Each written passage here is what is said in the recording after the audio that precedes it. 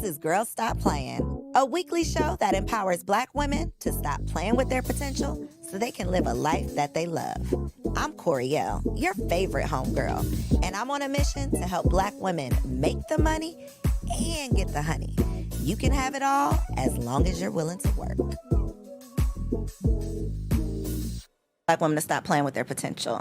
So we talk about entrepreneurship and relationships, primarily, but then, you know, we can go deep with either one. Whatever you want to. But I got some stuff to talk to you about. Okay. I'm excited. Let's do it then. All right, let's go. I'm excited.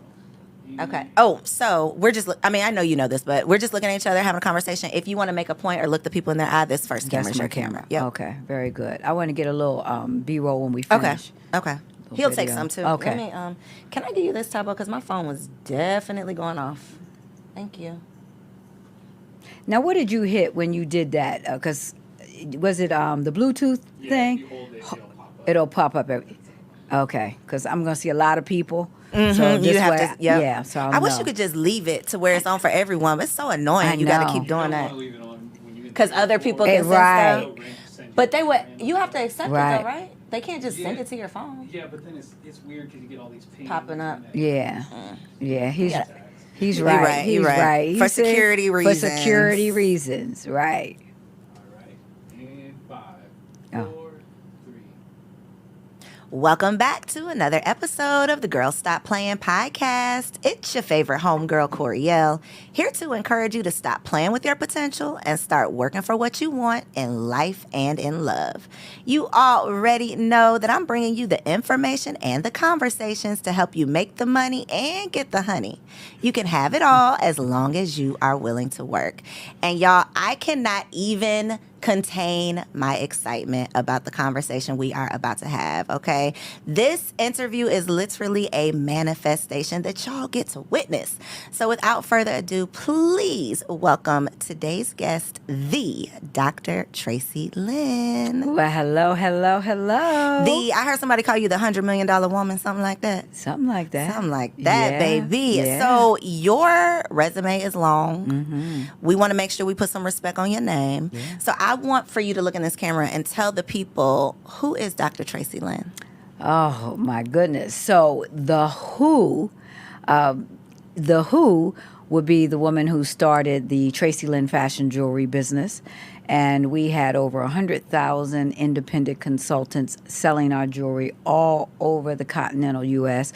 We dabbled in Canada a little bit, but that's the who beginning of the story. And my mentor was Madam C.J. Walker, who I never met, but she came 100 years before me. And so I was patterning my business after what she did in direct sales. But I looked to so many other women in that space, but there was no other black women in that space. Madam C.J. Walker 100 years ago and Traci Lynn. She said put some respect on her name, as we shall. So I want to ask, did you work in direct sales before starting a direct sales business? No, I had joined a few other companies, just random. You know, family members got me in something, selling something. So I had experience with one or two before. And what was your experience like? Because I have a theory about direct sales and just sales period and like the type of personality that it takes to thrive in those roles. What was your personal experience just working in direct sales? Well, in the beginning, it wasn't good because I just didn't want to call family and friends. And I was, you believe it or not, seemed to be a little bit more shy when it came to approaching people about the opportunity. Of course, when we're uncomfortable, we find the reasons. So my reason was I'm shy. And there's nothing in my body that's shy. But because I didn't really want to do the work and learn how to do it, read the scripts, and then I felt phony. So it was just, it was a process. And then eventually I realized, okay, so this is the script, but I can take it, put it into my own words, and give it back. And then it became more personal development. So at the root of the direct selling companies was personal development. And even with Traci Lynn, I mean, we were a jewelry company, but we were a personal development company at the heart, disguised as jewelry. So that's, so when you took the personal development piece, That's what transformed the lives of women. So I have dibbled and dabbled in direct sales, multi-level marketing, all of these spaces where Yeah. I feel so uncomfortable, where much like you, I'm like, oh, I feel fake reading Yep. a script or, Yes, feeling like I'm yes. pretending. And that just didn't sit well with me. However, Mm-hmm. what I know now, being an entrepreneur and just being a grown-ass woman, is the value that people who were in direct sales, if I could go back and do it all over again, just the muscle that you build of getting that rejection, of picking yourself up off the ground, of peeling your face up after, that there's not much greater personal development out there than figuring out your identity through rejection. Absolutely. And it is a muscle that you build. And again, it goes back to personal development. Everybody wants development, but they don't want to go through the process of development. There's a process, and you got to trust that process. What would you say were some of like the principles that you incorporated into your personal development that helped your team to thrive? Because with 100,000 agents or representatives, I'm assuming everybody doesn't come to the table with the salesman spirit, or they naturally have it. So what type of skills could you teach these women that would help them be successful? Well, we called them the force because they were a force to be reckoned with. And I called them my partners. So it was always the way I laid out the foundation and the language I used. Partners. They were independent consultants. That's what all direct selling people are, independent consultants. But I wanted more. I wanted partnership. I wanted them to have a voice. So for them to have the voice, to be the force, they went through my training program. So I put together a university, a jewelry university, where I wasn't just teaching selling. I'm teaching the skills of getting outside your comfort zone, self-esteem, knowing your worth, knowing your value, how to get paid what you're worth, how to know what your dollar per hour proposition is. Do you know what it is? I need an extra job. Well, what's the dollar per hour proposition you're looking for? You looking at Target? You looking at Walmart? Or you want to make some lawyer kind of money selling jewelry? So I had to explain value, dollar per hour proposition. So I started teaching these foundational truths that would help them in their job, because they went back and negotiated for more money on the job. So I was teaching them life skills. Everything I taught them in jewelry transferred. And then, I had some people who wouldn't even really wear jewelry. It was so small you needed a magnifying glass. I had a woman back then, she was probably about 60-some, and she wouldn't wear anything bigger than this. Then we had a convention. She walked across that stage. That jewelry was so big, that was like Flavor Flav coming across the stage, that clock. And so she got comfortable in her own skin. And that's what I wanted, because you can fly from there. And that's what I was teaching. So people always say that the people are the hardest part of the business, like managing people, from a team to managing your customers. But baby, to think about managing 100,000 plus, because that's just the reps. That ain't even your team, your employees. That's how? How? I'm seriously, I don't even know a better question than just how. Like, how did you do that?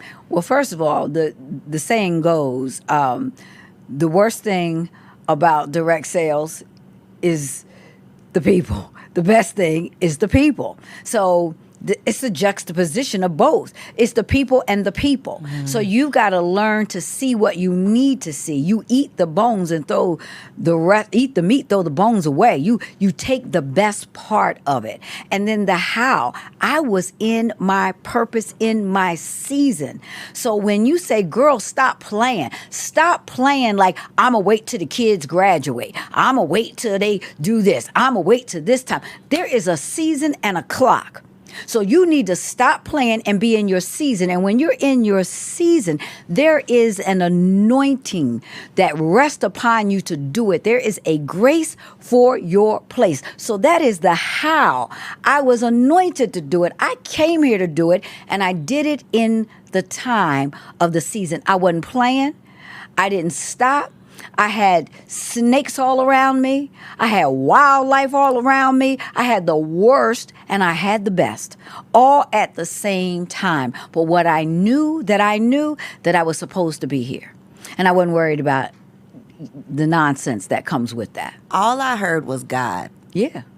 What does your spiritual practice have to be like for you to stand firm in your purpose and not be able to be swayed by people? Well, honey, they got to watch my documentary. I just released a documentary, and I watched it for the first time in years. And one thing I saw was a relationship with the Lord like none other. He was first place. That's what it had to be.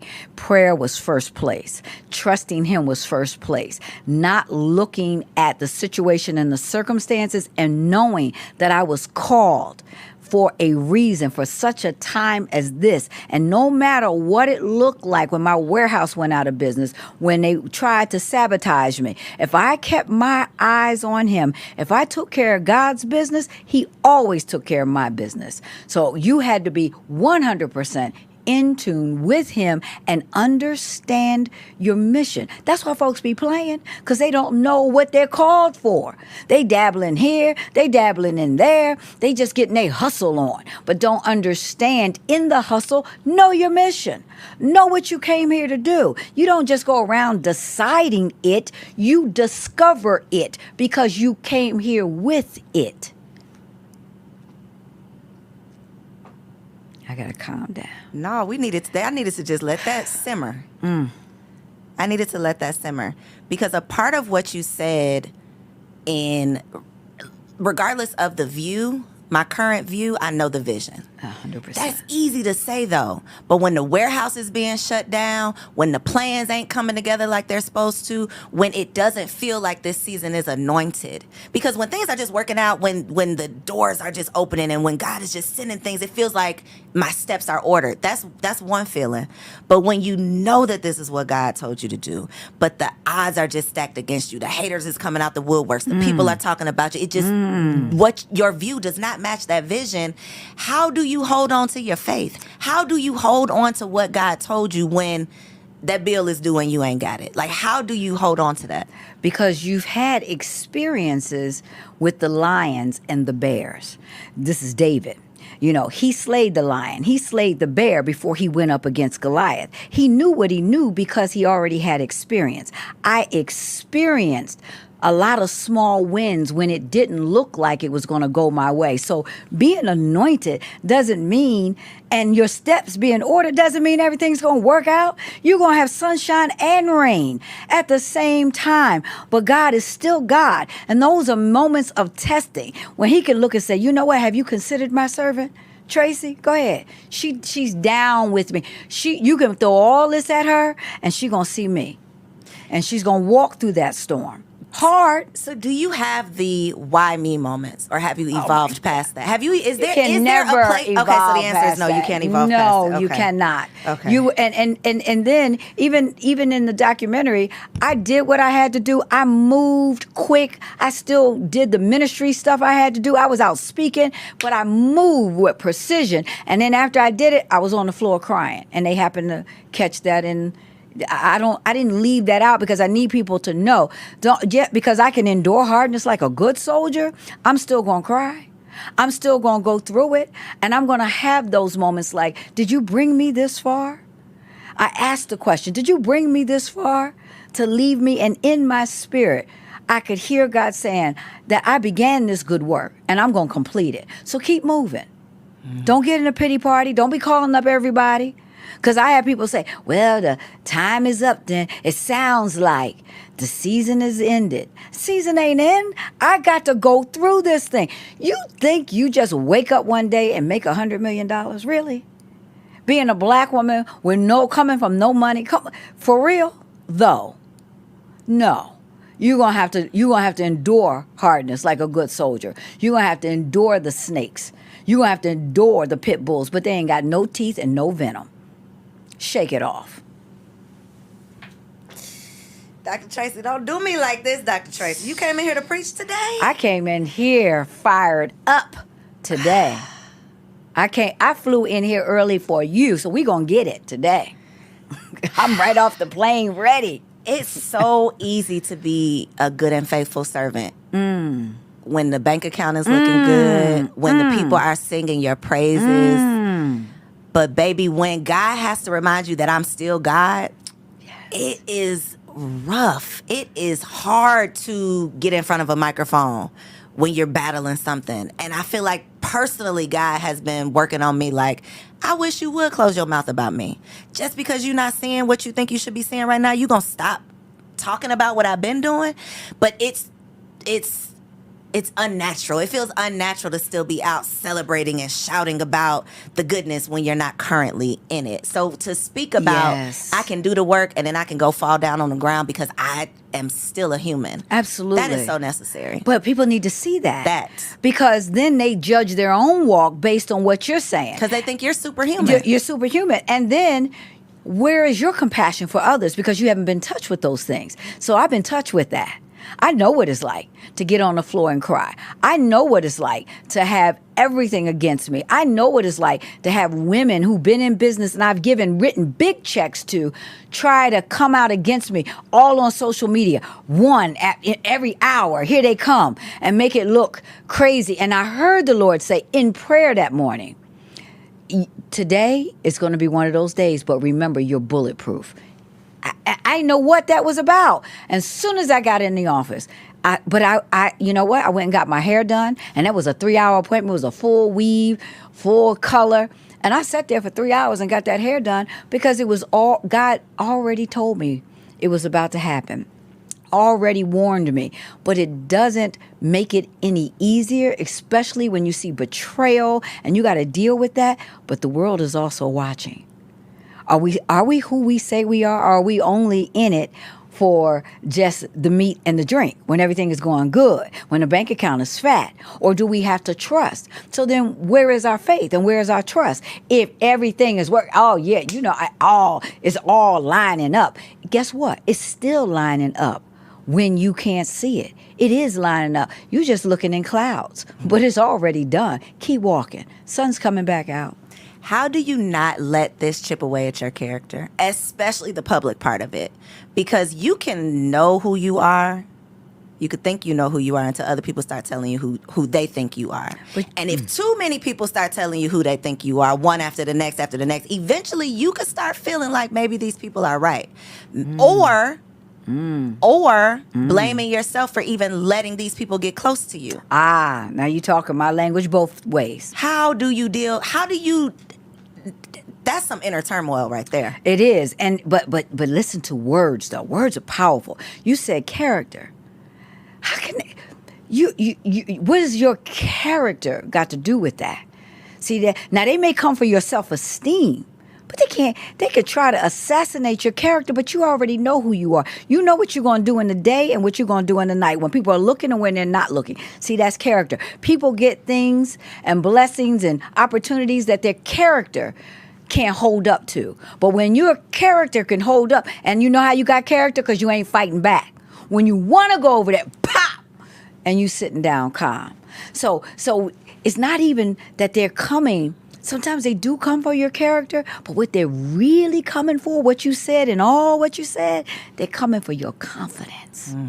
They're coming for your self-esteem. How do you keep it? How you keep it, Dr. Traci? Because first of all, and you got to be careful, because you do get upset. I've been upset about people that I have allowed in, but that's why the word says guard your heart without all diligence, because out of it is the issues of life. And then they all up in, you got issues from stuff they saying, because you got to guard it and you got to have strong discernment. Even though everything looks good, but there is something telling you, they're not right.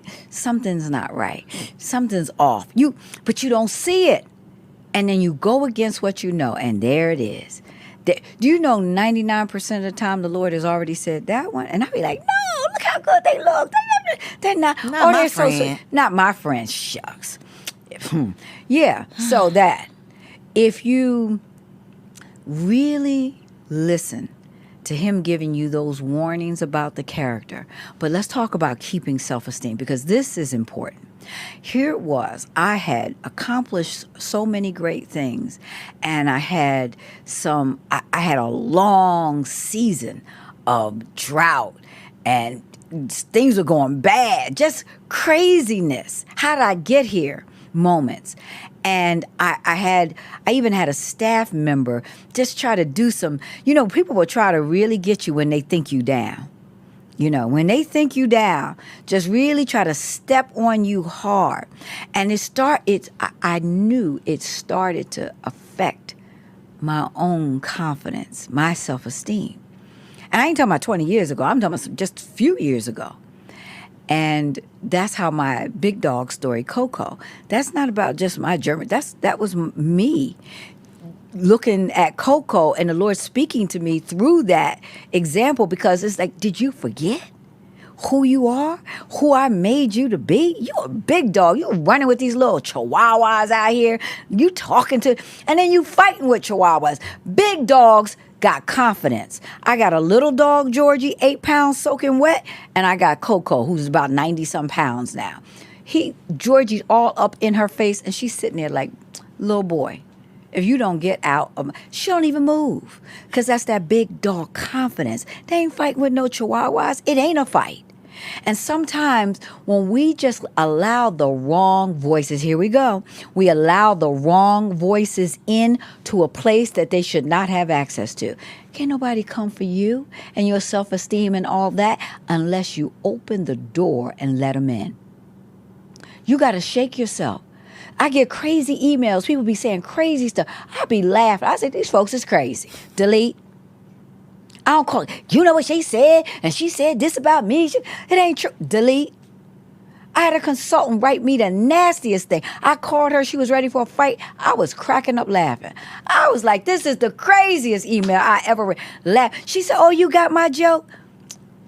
For real, though? It wasn't a joke. But you just can't believe I'm laughing because you got bad grammar.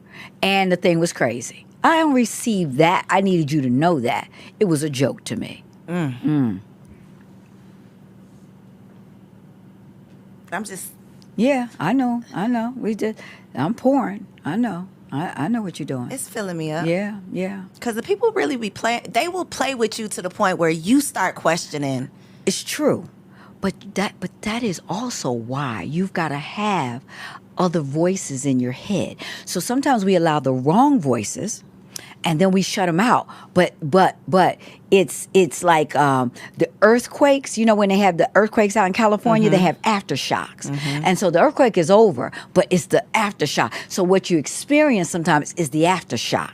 So you got through the situation, but you're dealing with aftershocks. And when you don't have a mentor, coaches in your life who know what time it is to pour back in, the aftershock shake you. You think it's the end of the world, but somebody can look at you and say, girl, stop playing. That's what I would say. The next is right around the corner. And it's already there. You just don't see it yet. You ain't looking in the right direction because you're distracted by... You about to fail this test over some nonsense?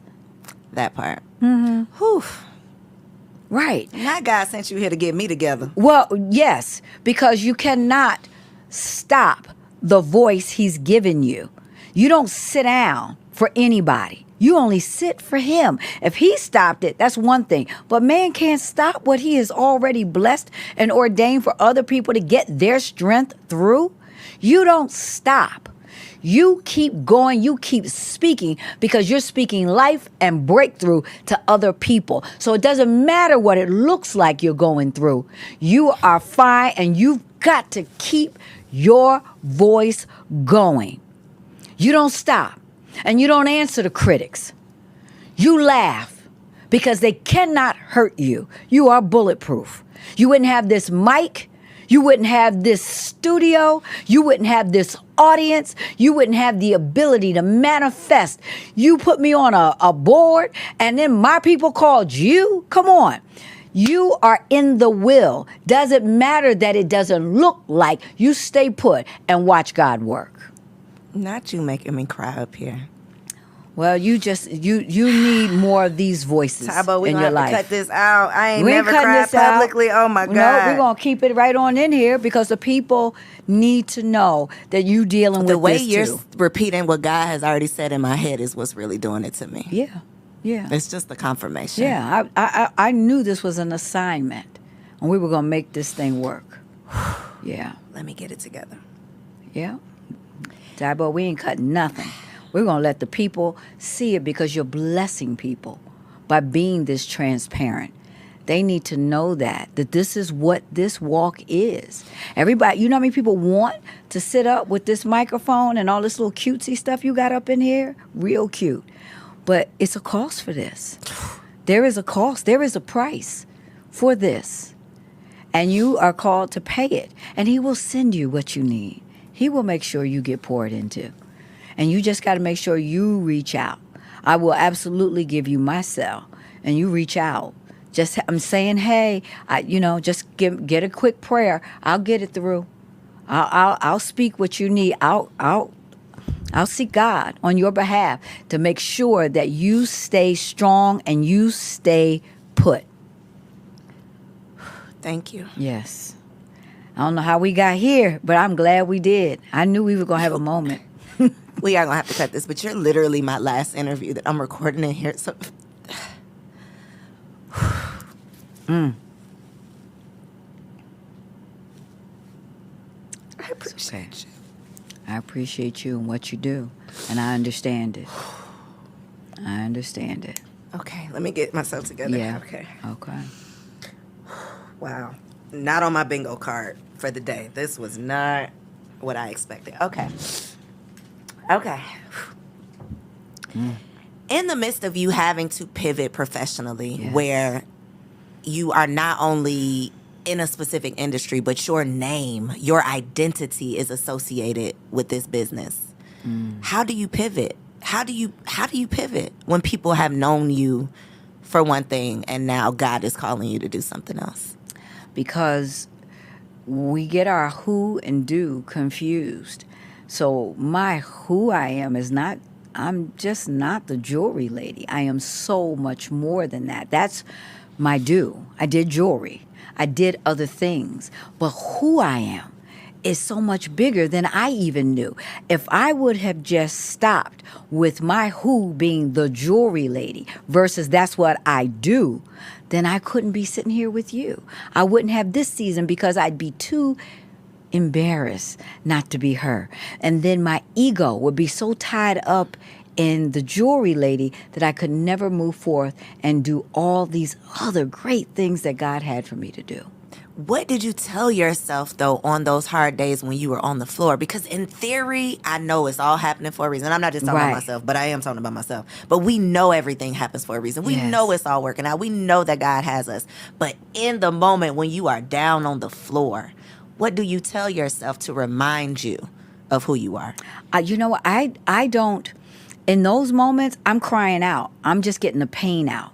So I'm not trying to remind me of anything. I just want to go and get the pain out where I know God can take it, he can handle it, and I can get filled back up. That's honestly what I'm doing because I understand the long haul of the journey. So I'm not trying to figure stuff out or telling myself, I'm there because I'm in need. I just need to keep going. And I feel like I don't know if I can continue. That's why I'm usually there. And I need the pour back in. So I needed to get the refill. And then I get up. When you are doing what you're called to do, you may question it sometimes, but there is something in you that won't allow you to stop. And you don't have to ask that because the answer is already in you. But what you do ask is, again, God, why? But you already know it's for you to do. And when he decides that that's it, you're going to know about it. I knew about it. He told me in front of 2,000 people in Vegas at Caesar's Palace. I spent $1 million on this event. And I got on that stage and he said, look out, because it's over. I'm in all blinged out at the Caesar's Palace with thousands of women. Folks wasn't even in the business, but wanted to get my room rate at Caesar's. And they're there. And I hear it's over. Who am I then? And that's when he started. It's two difference. Who and do. you still who you are. You still got all this experience, this wisdom, this knowledge. It doesn't go away. Now, there are some people, there's some haters and critics who wish I would have just went away. So they can say, whatever happened at that. Oh, no. I'm not going nowhere. You all that I went through and learned, I'm pouring that back out. It's so much more. And even you just tapping the surface of the microphone. So much more in you. So much more that will come out of you. But you will also have to trust the process and don't question who you are. I've been asking so many questions. I've been asking all the questions, Dr. Traci. You don't need to ask the questions. You don't need to ask the questions. You're already who you are. There's no need to ask those questions. Maybe when is a full breakthrough coming and those questions. But who am I? Am I this? You are that. And he's showing it to you over and over. So you've got to make a decision. I'm going to believe this, what you said. And I ain't looking to the left, to the right. I don't care what Big Mama or somebody else said. I'm going to stay here. And then this is what people say. You know what? I knew it all along. I knew who you were all along. I saw it all over you. Girl, that time you said you about to quit, I was saying to myself, she better not. All that in her. Main one. She ain't going, why she doing that? I don't know who she thinks she is. I don't know what she got to do with that. And we going to do this and do that. Stay focused. You already know. So those are not the questions you need to be asking. You need to resolve that. Even today, I ain't asking that. What we gonna do? Where we going? What you need me to do? How do I flow? Give me some insight. I had inside information. See, that's what people don't understand. That's what that relationship gave me because I invited him in the business. I had insight. I had inside information. What does that look like, inviting him into the business? Because I am stumbling around to that, and I feel like that is why God had to sit me down, because I was out here feeling like I was doing God's work without God, without consulting him consistently, because I was living in a godly way, but actively talking to God about who I'm working with, what I'm deciding to do, every little detail. I was not doing that. What does that look like for you? Like, what is a process of truly bringing God into every area of your life? Every area. Well, and especially in my business days, it looked like me being up early. I wouldn't be snoozing. I'd get up and I'd make sure I make at least 15, 30 minutes. And I wasn't doing all the talking. I would read. I would decide, okay, I'm going to read this. And then he would interrupt that reading and just start talking. And then I would be saying, I want to put this before you. I'm having interviews today. I need your insight. I need to know who we need to bring in. And then he would just show me things. Even one of my staff, I had no idea this particular person was so against me. But I saw it. I wanted to know, show me the enemies and then show me how to handle it. Because, see, I'm ready to go off. See, I need to pray that prayer. I need the second half because he showed them to me and I'm like, ooh. No. Because I had one enemy working with me and I was ready to let them go. And my mother saw it too. And she was adamantly against that person. But the Lord said, not yet, because they were teaching me some things. They were teaching me some new things in social media. They were teaching me, and this was all some new stuff. And she was upset with me because I wouldn't do this. But I heard God, not yet. And I had to swallow all of that. And they were stirring up stuff with other employees against me. Even my employees would come and show me the notes that they were doing. And I had to sit there until the time. But guess what? When it was time and I did release the person, all of a sudden, all these new doors opened up. It was the right time. I was able to go in. And even for my mother, I was like, because I did it God's way, I was able to bless her. She didn't have to work. I took care of all her stuff. So she couldn't understand that, but I heard God. But my flesh wanted to drop kick, get them out, show me who I'm working with, and show me my timing. And give me the grace and the peace to hold on until you say, make the move. So I had to be gracious. I've learned how to just be gracious and not phony, just gracious. Well, what's the difference, Dr. Tracy? Because I be feeling like the phony thing is not for me, but there's an area that I need to learn how to get into. Yes, but I it's don't the want it to be grace. the phony area. It's grace. It's not phony. How do I do that? So phony is, hey, you know I love you. That no, we ain't doing that. Okay. But the grace is, hey, what's going on? Okay, let's get down to business. Let's talk business. And knowing that's the enemy. So you already know lockdown systems. So like there was access that had been granted that I locked down. So I did the things. I did the lockdown stuff that I knew to do. But I didn't need to fight. I didn't, hey, let's get the work done. Let's have a meeting. I stayed focused on what that mission was at the moment. And they were an integral part. They were a part of that mission until they weren't. That's some maturity right there. Absolutely. Spiritual maturity. Spiritual and financial. You messing with money. You paying this lady at the same time. Or I don't know if it's a lady, but you're paying this person. Right. So, but I'm being paid. So it's spiritual maturity and it's business savvy. I'm hearing God. Work it. You ain't got to be funny. We wasn't going to no lunch. We wasn't hanging out. We working. And I'm getting all I need. And I knew that there was a clock that was going to tick down. So I got everything I needed. And they thought they were just stepping all over me. Their biggest mistake was they thought I needed them. What I need is God in my family, my husband, my mother, my son. I mean, come on. No. See, you made a mistake. But you got to just sit there until it's time. And when I heard, let Lot go, was the word I heard that Sunday at church. By that Friday, Lot was gone. Mm-hmm. Yep. It was over. And because it was gone. And I knew it. I had full release. Go, now. And it was so smooth. Woo! That thing was smooth. Dancing smooth. You hear me? Dancing smooth.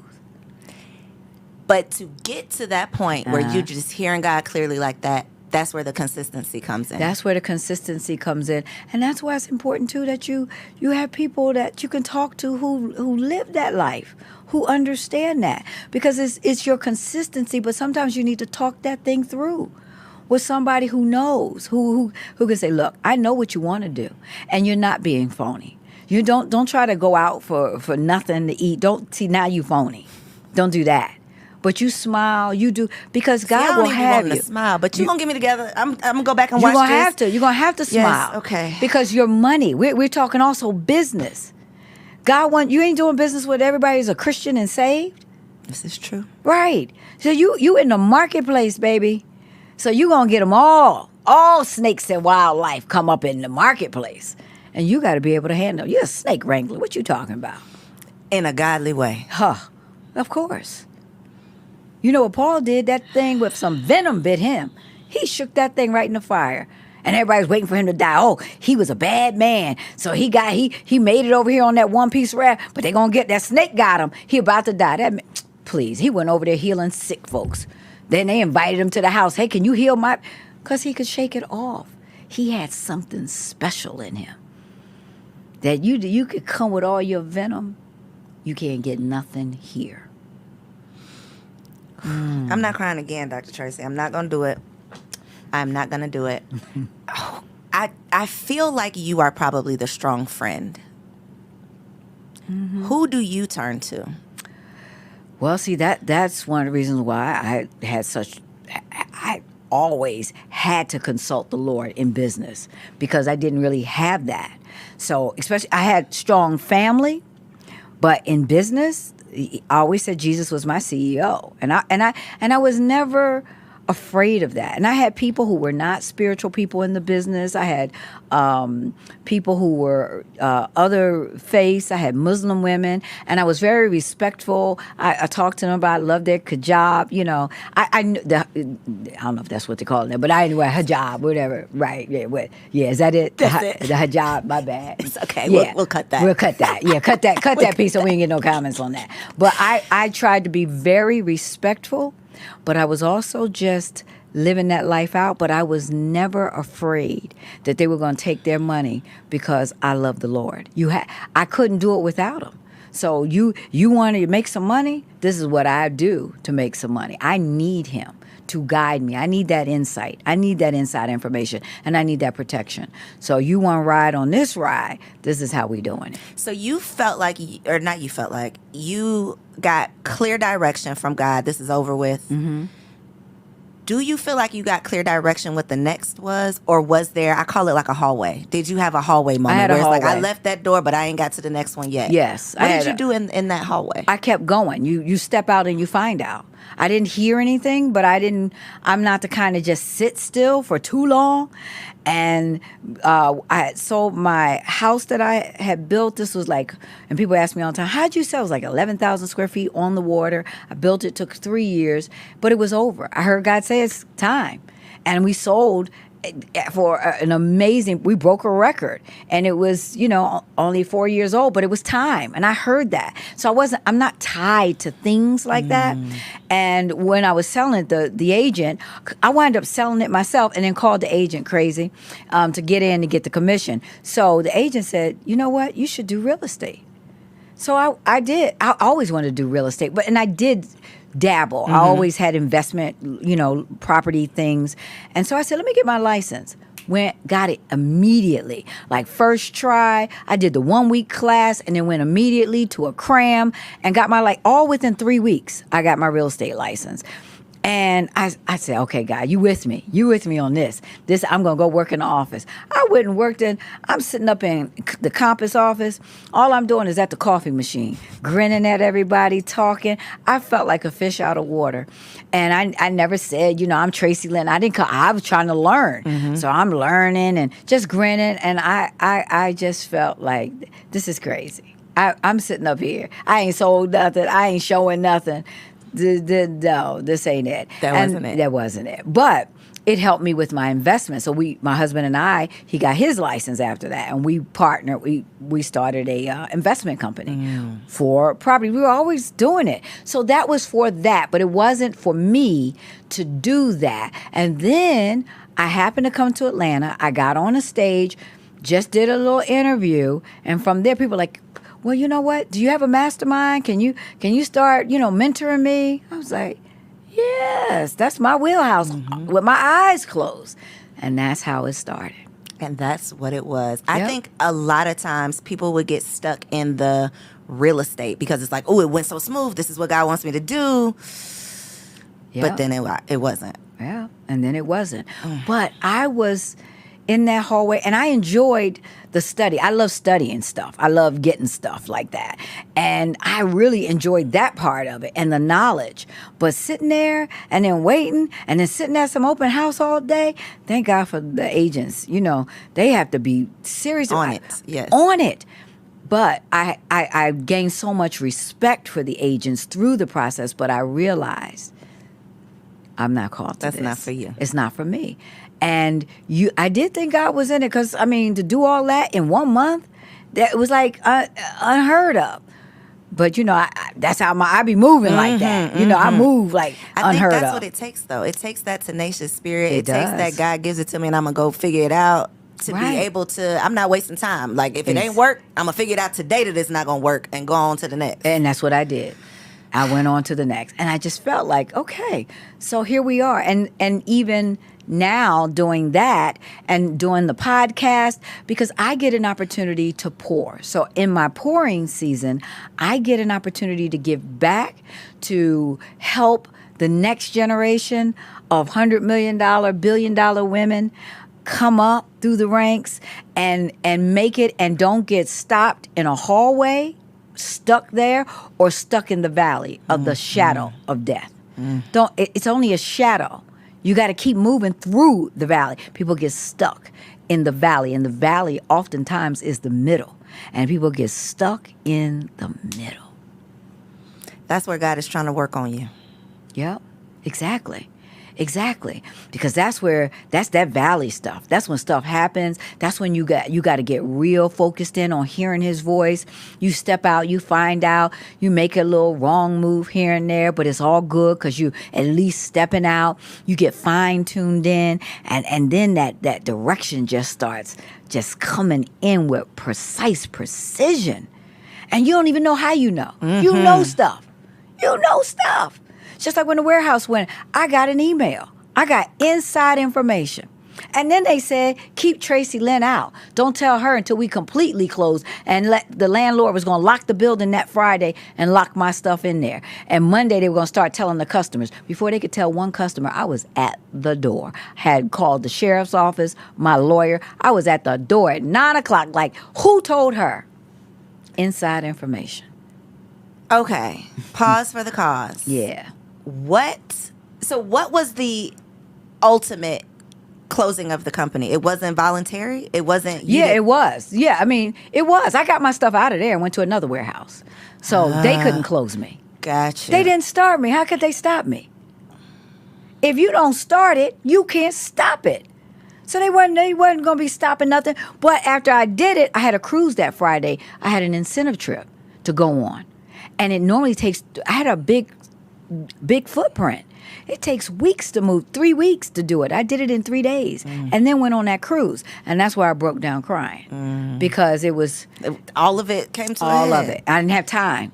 To process it. Right. Yeah. No. And then I went out speaking. I heard it Friday, spoke on Saturday, went to church Sunday, handled that thing Monday morning, ready, and got it done. So at the end, we sold on my terms. So, yeah, they couldn't block that and stop that. So I was able to sell it when it was time. But what if I didn't want to listen because my ego was tied up in that? Oh, no. I want to, when it's time to go, it's called the jump off. There is really a chart called the jump off chart. And you got to know it's called the life cycle of a business. And in it has the life cycle and the jump off. And then you got to know when it's time to jump off. Now, I had studied the other jewelry companies. I knew I was there. But I was believing that I was going to be the Mary Kay of jewelry. I was still going to keep going. Even, like Mary Kay could keep going, even though that's a consumable. And it was what the Mary Kay was called to do. I wasn't called to do that. That was a legacy. My legacy is different. And all the jewelry companies, they all ended at a certain point. Every single one of them. And I studied that out, so I knew. Just like when I was standing on that stage, it wasn't a surprise. I was already studying the life cycle. So I didn't want to hear it. I was surprised because, not me, God.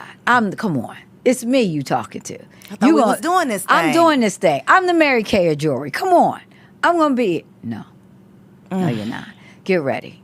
That way, it'll be on your terms. And then you can come back and sell that bad boy. So, do you have a lot of free time now in this season of your life? I do. More free time. Yes. You're exploring hobbies. I heard you saying bodybuilding. Uh-huh. What led you to decide to go down this road? Are you into just personal development, challenging yourself, or what was always your into intention? personal development, but I had a desire in my heart always to be not just fit, but like really muscly, feminine, muscly fit. Always. I would be on a cruise and I'd see a girl, like got some muscles. I would say to her, let's take a picture. Can I take a picture? And it just kept like, why am I doing, what is this in me? And I read a book when I was like 20 years old by a woman who was really looked good in fitness, and it stuck with me. And I used to do more exercises back then. I mean, I still did the treadmill. I still did always did some form of fitness to try to keep it together because I needed my energy for what I needed to do, but I didn't have the level like now. I train for 3 hours, 4 hours every, 4 days a week, first thing in the morning. So that's my 5 o'clock rise, getting up, get to the gym. So that's like a new, so. What do you do for 3 hours? Well, I have a personal trainer. So what I do, I have to do cardio before I eat. So I've got to do an hour of cardio. And then, so even if it's Stairmaster, I got to go to the gym, and then I have to bring my food. Then I have to eat. Then I got about 30, 40 minutes to digest. Then I'm with my trainer for about an hour and 15 minutes. And then I've got about 30, 40 minutes of other things. I got to do all my sit-ups, all my crunches. I got to do a couple hundred of those. And then I've got to do my inners and outers. I got to do the glute busters. I got to do all that. This is intense. Yeah, it's intense. So are you going to be doing like competitions? I am. Wow. Yeah, I am. This is exciting. It is. It is exciting. And you are serious. So, because I want to talk about the food, the packing of the food. Were you packing your own food prior to the bodybuilding? Was that already a way of life, or did this add? No, I was packing that going out to eat. Yeah, that's what I was doing, packing the to go when I was. But now the doggy you are bag. literally preparing everything that you need before you leave the house. Yes, everything. That is a real commitment. Yep. Even when I go to the gym, I take 2 meals. But if I go real early, I have to bring my whole breakfast with me, and then I have to have my meal for 12 o'clock because I'm still there from. It could be 6, 7 in the morning, so I'm still there at noon. So I have to eat at noon, and then if I have a special class after, so I do all my Zooms and stuff from outside at the gym, and then I go back in, do the special class, and then I eat again, and then I go. But I don't stay late every day, but I always bring at least 2 to 3 meals with me. What is one of these meals? Just tell me an example of one meal you got in this bag. So in this bag, I brought my meals for the whole week, and I have. I've got some tilapia in there. I've got some grilled chicken breast. And I have it because I measured it all out at home, so it has to be measured. And I cooked it. So it's cooked with low sodium, and it's in extra virgin olive oil. If I'm using any oils, so nothing is fried. You can't tell me you cooked it and you put all this oil. I need it a certain way. My egg whites, I normally make egg white bites. I didn't bring them because I can do an egg white omelet at the hotel, but they got to spray it with Pam on their grill top. I don't want no oil. So I can do spinach. So I thought about it. I could do omelets, with spinach, no cheese here, and I can do a salmon on a grill top with no oil and 5 asparagus. So I'm going to have that for dinner here every day. That's my fresh dinner and a fresh breakfast, but I brought my own muffin, my own Ezekiel bread muffin. So what is up with the oil? Because I've been going down a deep dive with when vegetable oil was introduced into society and basically all of the health effects that have come after. But what is your reasoning behind avoiding oil? Well, I use extra virgin olive oil. So I still use olive oil, more on that Mediterranean diet side, because the health benefits of that extra virgin cold pressed, that oil. Specifically. Yes, specifically. It's just healthier oil. And I don't use a lot of oil. So if I'm going to cook, put a little oil in something, I want that extra virgin olive oil. Now, I be getting mine infused with hot seeds. I got it infused with lemon, garlic. I buy it infused with stuff and then plain. So it's much more flavorful than... Much more flavorful. Gotcha. Yeah. You figured it out. You figured out your way, and you're like, I'm not playing with y'all. I'm going to do what I need. Because it works for my body. And that's what I figured out, how to get the best results. So since February, I've lost about 20-some pounds and a lot of body fat. So that when is was your the competition? It's coming up. It's coming soon? It's probably in the next 3 months. Okay. Yeah. Is it going to be your first one? It is. Oh, okay. True Well, congratulations novice. in Yes. advance. Thank you. That's exciting. Thank you. Before I let you go, though, Yeah. you have managed a marriage in all of this. I have. The world wants us to think that you can't do that you cannot maintain both, let alone your mental health being in one piece alongside of it. So what has been your secret? Well, my husband and I have been married now 30 years on Monday, July 1st. Congratulations. Thank you. So 30 years we'll be celebrating. And our secret, first of all, he is my best friend. And I can't imagine mentally what it would be like not having him. And he has been a covering. And see, this is where sometimes women, if he's not making more or doing more of this, I don't know how he could be out there doing all of this. I'm doing all of that. We've worked together. And he's been able to cover me. He's been just a refuge from the storm. And we have rules. We don't talk business after 8 o'clock. We don't check emails. We have, since maybe year 2 or 3, once we got into business, doing, business stuff together, we put these rules in place. We don't do business after, a certain time at night. We're not checking emails. I'm not on Instagram at, all hours of the night. So we love being together. We are really great friends and partners. We love each other and we enjoy spending time. Now, has he gotten on my last nerve? I said 30 years, absolutely. Yes, he has. But we have always said, and he said it to me, I married you for life, so I don't care what you do. If you need to go into that back room for a couple of days, or I need to go back there, I will, but I ain't going nowhere. We're going to work this thing out. And he had to say it because I was the skater. I'm an only child. And I came from my mother and my grandmother. You know, I seen single women do it. I hadn't seen married couples. And so I was always ready to go. I don't need a man because, you know, you're strong. My mother raised me to not depend on a man to make it big, that I could do it. She always believed in me, my grandmother. So I came up with that, which was wonderful.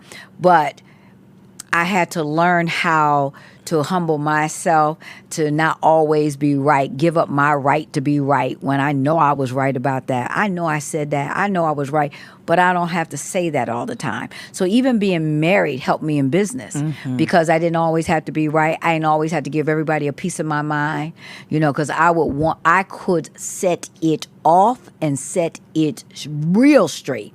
But I've learned how to temper that and how to work that thing in business and in life. And a lot of those lessons came in life. So you can have a successful, God-fearing marriage and Make $100 million. wow. And have somebody right there to have your back 100%. Somebody to have your back. So, and you can do it. And you can do it all with God. Okay, so I need you to look in this I'm camera. sorry. Yes. No, don't. Okay. Listen, you have nothing to be sorry about. But there is somebody out there that is hearing all of this, inspired by all of it. Maybe they Yeah. was crying along with me. But Yeah. they are at a place now where they still feel like they don't have it in them. They can't reach down far enough to get it. What is your Girl Stop Playing advice? That you are Coco, you are a big dog. You've just been playing with the little chihuahuas. So you done forgot who you are. You need to go back and watch The Lion King. That's what you need to do. You got some little Simba action. You forgot who you are because you around with the hyenas. Just laughing and they really playing. You need to stop playing. Get in your rightful place. Dig deep. Change your circle. Number one, I'm going to give you 3 quick points. Change your circle immediately. You got the wrong people in your ear. Here you are, big dog, running with the chihuahuas. Wrong people, first of all. Number 2, get the vision. Write it down. I'm not sure. I got so many ideas. Well, we're going to step out and find out. Write one of them down. Well, I don't know which one to do. Write down the one that's going to make you some money first. Let's start there. Because you get a little money in your pocket, you be like, ooh, I got this. And do it when it's easy, not when it's hard. You ain't got to go out and quit your job and then you're going to do it because then you're going to eat all the profits. You're going to eat all your money. And then you're going to go back to work and say it didn't work. Well, you ain't working. That's why it didn't work. Start it when it's easy. Why you working somewhere else? Make the time. I'm too tired. Well, then get untired. Get on that treadmill. Get some energy. You got to get the energy so that you can do it. Find the time. My grandmother used to always tell me, I don't have the time. Find the time because you got the talent. So make it happen. No more excuses. Girl, stop playing. I could just drop the mic at this point, but you got to tell them where they can stay connected, where they can watch that documentary, how they can get more of you. Let them know. Well, you can follow me at everything social is at Dr. Traci Lynn, including my YouTube channel, which is where the documentary lives. I just released it a couple weeks ago, but it's at Dr. Traci, TraciLynn. I got on a green suit, big hair, and a check mark. Big suit, green hair, check mark. Check it out. Check We it will out. drop all of those links down below. Yes. Y'all, don't send the people clips of me crying. I can't believe Dr. Traci came over here making me cry. But this was a therapeutic conversation. Good. For sure. And I know it was Good. not just for me. I know it was not just for me. So Good. truly, thank you. Thank you, thank you, thank you. Thank you for having me. Y'all, follow Dr. Traci, okay? Come on. I love y'all. Thank you for tuning in. I will catch you on the next episode.